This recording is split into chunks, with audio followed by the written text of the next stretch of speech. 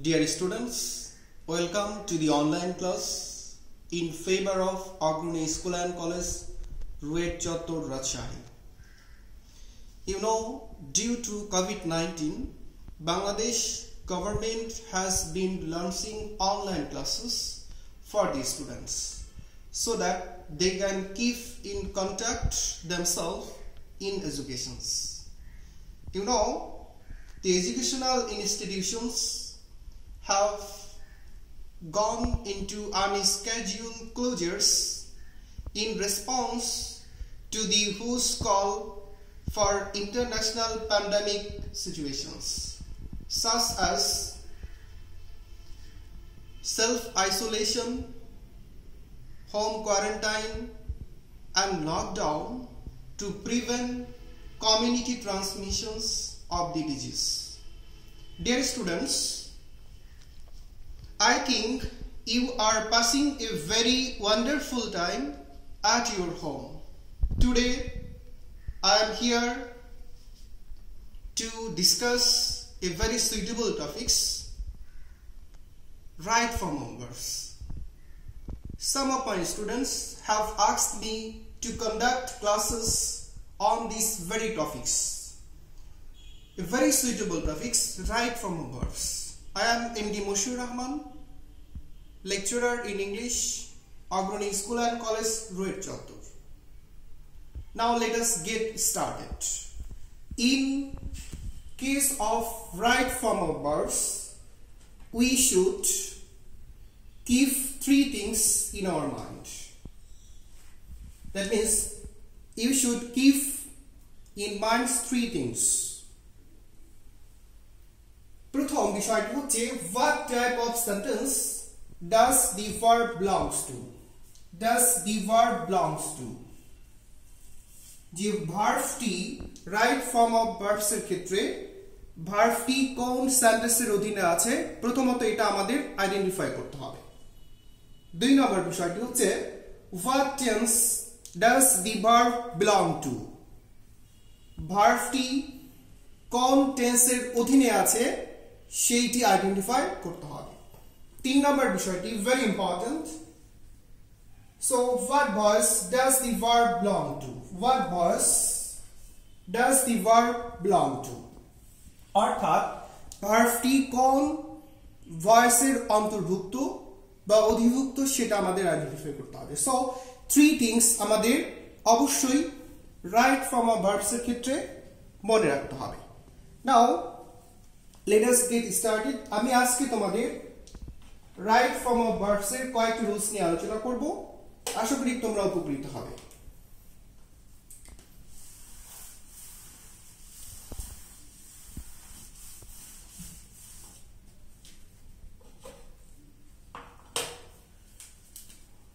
ওকে, rules 1, প্রথম রুলসটি,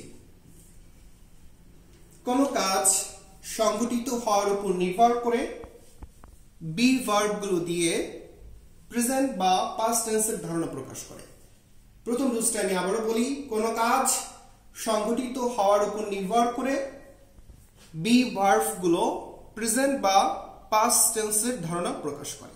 I think be verb সম্পর্কে তোমাদের ধারণা আছে। বি ভার্ব মূলত 8টি।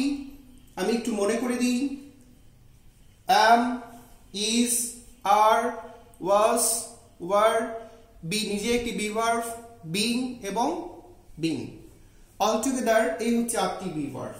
সো ফর এক্সাম্পল কিভাবে এটা কাজ সংঘটিত হওয়ার উপর নির্ভর করে। ফর এক্সাম্পল যেমন আমরা বললাম food adulteration,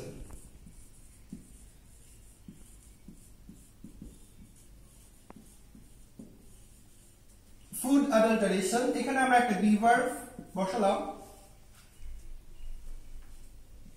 a great concern.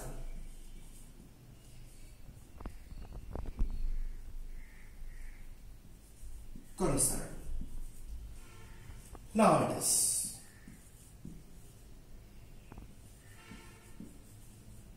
now তোমরা একটু লক্ষ্য করো, food adulteration be a great concern nowadays. এই যে nowadays আজকাল অর্থাৎ বর্তমান সময়ের একটি ধারণা প্রকাশ করে।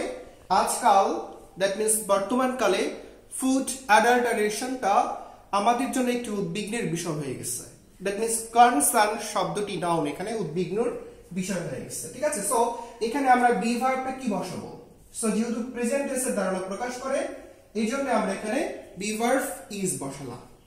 একইভাবে আমি একটা সেন্টেন্স বলি, যেমন বললাম ওয়াটার বি ভার্ব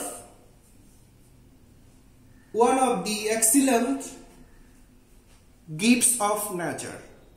তাহলে এখানে পানি প্রকৃতির কয়েকটি চমৎকার উপহারের মধ্যে অন্যতম বা একটি, তাহলে এখানেও কিন্তু একটি বর্তমান সেন্সের ধারণা প্রকাশ করে।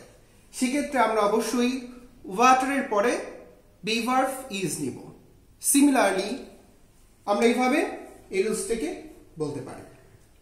2 নম্বর রুলসটা একটু দেখে আসি, যেটা খুবই কমন, খুবই সাধারণ। 2 নম্বর রুলস, প্রেজেন্ট ইনডিফিনিট টেন্সে যদি থার্ড পারসন সিঙ্গুলার নাম্বার থাকে, অর্থাৎ প্রেজেন্ট ইনডিফিনিট টেন্সে যদি third person singular number subject হিসেবে থাকে, তাহলে পরবর্তী ভার্বের সাথে এস বা এস যোগ করতে হয়। এটা খুবই কমন একটি রুলস, আমরা খুবই ছোট ক্লাস থেকে 5-4 থেকে পড়ে আসি। ফর এক্সাম্পল, উদাহরণস্বরূপ, the moon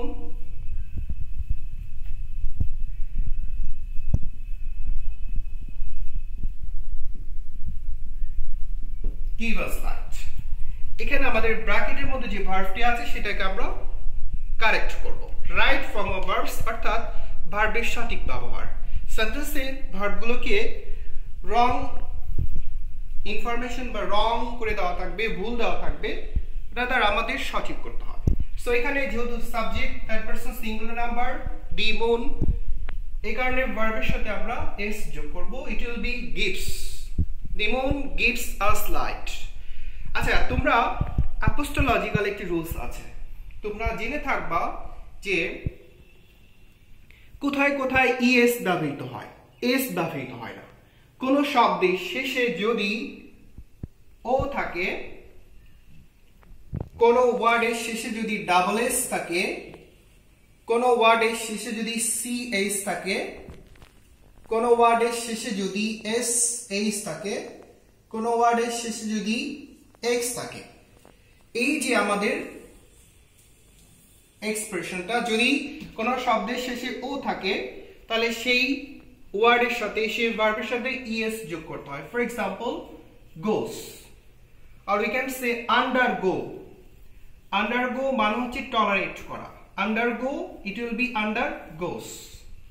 similarly pass, PASS, so এটার সাথে আমরা ইএস যোগ করব, পাস, দ্যাট মিন্স পাসেস। যদি আমরা এস যোগ করি তাহলে সারপ্রাইজিংলি ভুল হবে। একইভাবে আমরা বলতে পারি ক্যাচ, CATCH, আমরা এই ওয়ার্ডের সাথে এস যোগ না করে ইএস যোগ করব। একইভাবে পানিশ, PUNISH, পানিশ, এই শব্দটার সাথে আমরা ইএস যোগ করব, that means punishes. Similarly, we can say X, কোন ওয়ার্ডের শেষে যদি X থাকে, for example, fix, it will be fixes, or mix, MIX, mix, it will be mixes। I think বুঝতে পেরেছো যে কোথায় আমরা ES যোগ করব। এই পাঁচটা এক্সপ্রেশন ছাড়া অন্যান্য ভার্বের সাথে আমরা S যোগ করে ভার্বটিকে কারেকশন করব।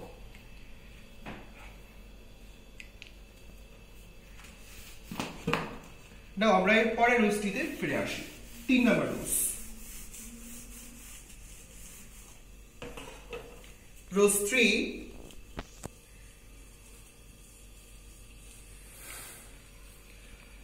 কিছু শব্দ আছে যে শব্দগুলোকে বেয়ার ইনফিনিটিভ বলে। এরকম কিছু শব্দ যেমন অ্যাপ্রক্স, APPORACH, অ্যাপ্রক্স। রিজাম্বল, resemble, যেমন let, we can say make, we can say here, we can say over here, we can say notice, bit,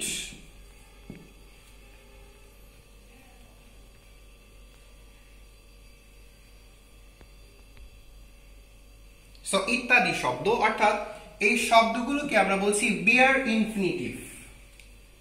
সেন্টেন্সে ব্যবহারটা এমন হবে যে এই শব্দগুলো যদি সেন্টেন্সে ব্যবহৃত হয় এবং এরপরে আরেকটি ভার্ব বসলে সেই ভার্বের সামনে টু বসানোর প্রয়োজন নেই। যেমন we can say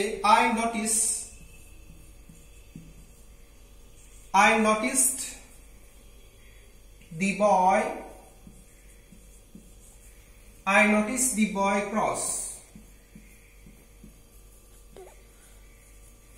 I noticed the boy cross the road. Listen, এই যে আমরা এখানে ক্রস লিখছি, সো আমরা যদি বলতাম টু ক্রস দি রোড তাহলে বাক্যটা সারপ্রাইজিংলি ভুল হতো। রাদার আমরা এখানে উই নেভার ইউজ টু, আমরা এখানে টু ইউজ করতে পারবো না, ব্যবহার করতে পারবো না। রাদার বাক্যটি হবে এরকম, I notice the boy cross the road. উত্তর হবে ক্রস, দ্যাট মিন্স এর পূর্বে আমরা টু বসাতে পারি না। একইভাবে we made him do the work.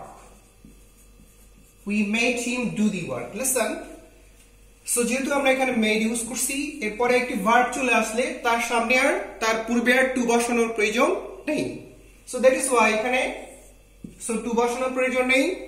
We made him do the work, that means উত্তর হবে শুধু ডু। যদি টু বসানো হয় তাহলে বাক্যটা সারপ্রাইজিংলি ভুল হবে। আই থিংক তোমরা বুঝতে পেরেছো। আমরা পরের রুলসটাতে আসি।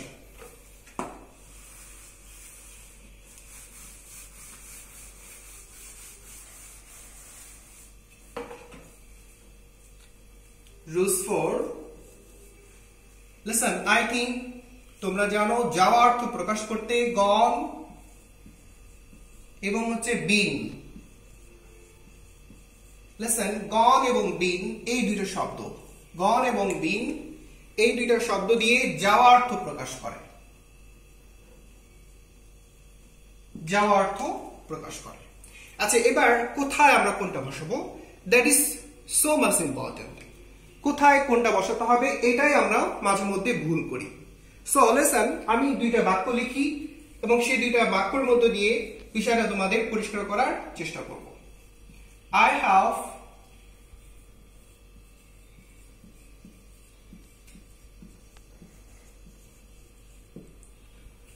have gone to London.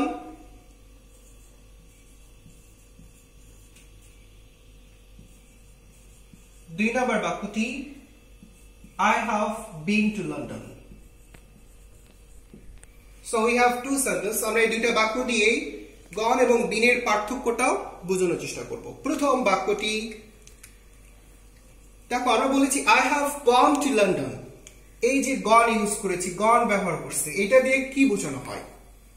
আমরা যাওয়ার্থে যখন গন শব্দটিকে বসাবো তখন অবশ্যই মনে রাখতে হবে যে কোনো জায়গা বা কোনো প্লেসে আমরা ভ্রমণ করতে গিয়েছি বা বেড়াতে গিয়েছি এবং স্টিল নাও সেখানে আমরা অবস্থান করছি। যখন আমরা কোথাও বেড়াতে গিয়েছি এখনো পর্যন্ত সেখানে অবস্থান করছি, সেক্ষেত্রে যাওয়া বোঝাতে গন ব্যবহৃত হয়। যেমন I have gone to London, that means আমি লন্ডনে গিয়েছি, and still now I am there in London, এবং আমরা এখনো পর্যন্ত লন্ডনে অবস্থান করছি।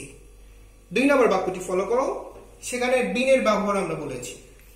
বিন যাওয়া অর্থ প্রকাশ করবে, আমরা কোথাও কোনো প্লেসে বেড়াতে গিয়েছিলাম এবং সেখান থেকে ফিরে এসেছি, এখন আর সেখানে নেই, এরকম অর্থ প্রকাশ করতে আমরা বিন বসাই। For example, I have been to London, that means কোন এক সময় আমি লন্ডনে গিয়েছিলাম, and now I am not there, I am now in India, I am now in Bangladesh. I think বিষয়টি বুঝতে পেরেছো। তাহলে গন এবং বিনের পার্থক্য হচ্ছে গন দিয়ে কোথাও বেড়াতে গিয়েছে, ভ্রমণ করতে গিয়েছে, এখনো সেখানে অবস্থান করছে তা বোঝাতে গন, এবং কোথাও বেড়াতে গিয়ে যাওয়া হয়েছিল সেখান থেকে আমরা ফিরে এসেছি, সেখানে আর এখন নেই, এরকম অর্থ প্রকাশ করতে আমরা বিন বসাই। আই থিঙ্ক তোমরা বিষয়টি বুঝতে পেরেছো। আমরা পরের রুলসে চলে আসি, rules 5.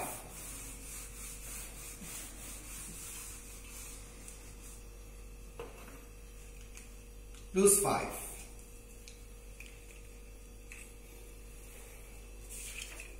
To the best of my knowledge, I think তোমরা বিষয়গুলো বুঝতে পারছো।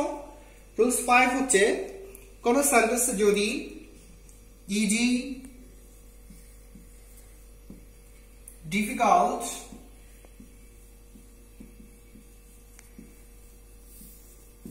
hard, easy, difficult এবং hard এই তিনটা শব্দের পরে নরমালি কি হয় ইনফিনিটিভ বসে প্লাস ইনফিনিটিভ বসে। তবে কখনোই প্যাসিভ লেখা যায় না, তবে কখনোই প্যাসিভ হয় না, তবে কখনোই প্যাসিভ লেখা যায় না। ফর এক্সাম্পল কোন সেন্টেন্সে আমি আবারো বলি, কোন সেন্টেন্সে ইজি, ডিফিকাল্ট এবং হার্ড এই তিনটা শব্দের পরে নরমালি ইনফিনিটিভ বসে। ইনফিনিটিভ হচ্ছে টু প্লাস ভার্বের বেস ফর্ম। অনেকে প্রেজেন্ট ফর্ম বলে, প্রেজেন্ট ফর্ম বলাটা একবারে অ্যাবসলিউটলি রাইট হয় না, তাই আমরা বেস ফর্ম বলি। তবে অবশ্যই সেই ইনফিনিটিভ স্ট্রাকচার গুলোকে এই স্ট্রাকচার যোগে প্যাসিভ করা সম্ভব না। For example you can say English is easy to learn, আমি আরেকটা বাক্য লিখি, the sum is difficult or we can say hard, the sum is hard to solve। আচ্ছা এবার আমরা এই যে to plus infinitive to learn বলেছি, similarly we are saying that to solve বলেছি। বাট যদি এরকম বলা হতো টু বি লার্নড তাহলে ভুল হতো, বিকজ প্যাসিভ হবে না। যদি আমরা এখানে বলতাম টু বি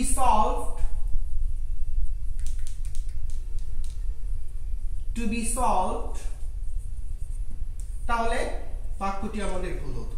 তাহলে আই থিঙ্ক তোমরা মনে রাখবে ইজি, ডিফিকাল্ট এবং হার্ড এরপরে ইনফিনিটিভ বসবে, তবে অবশ্যই সেটা প্যাসিভ হবে না। ঠিক আছে, আই থিঙ্ক এরকম বলতে হবে it is difficult to manage, to be managed বলা যাবে না। আই থিঙ্ক তোমরা বুঝতে পেরেছো। আমি পরের রুলসে চলে আসি, রুল 6।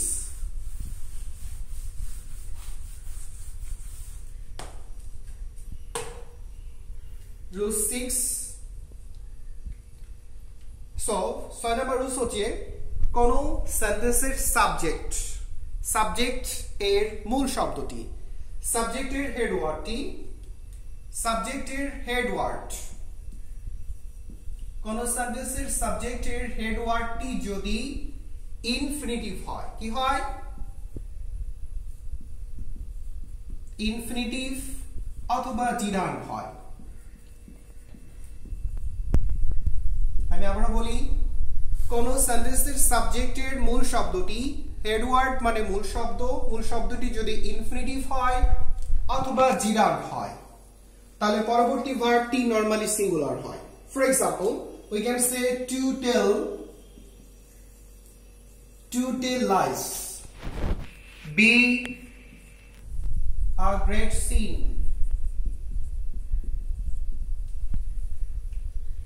আরেকটা বাক্য লিখি,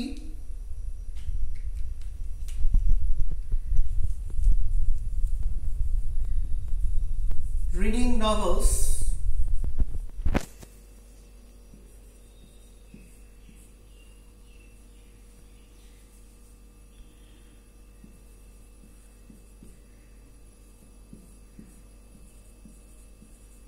make our way to develop our thinking,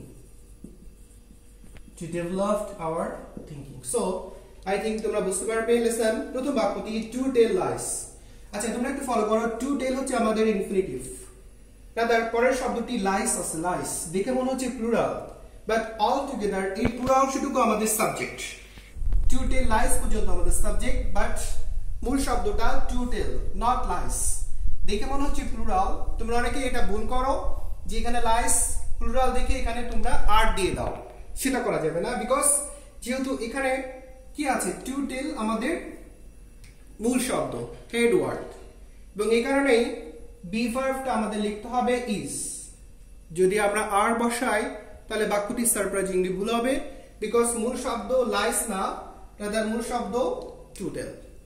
similarly একটু ফলো করো, অনেক সময় ভুল করো, যেমন আরো একটি বাক্য মাঝে মধ্যে পরীক্ষায় আসে এরকম, টু ওয়াক 10 মাইলস মানে 10 মাইল হাঁটা, বি এ গুড এক্সারসাইজ।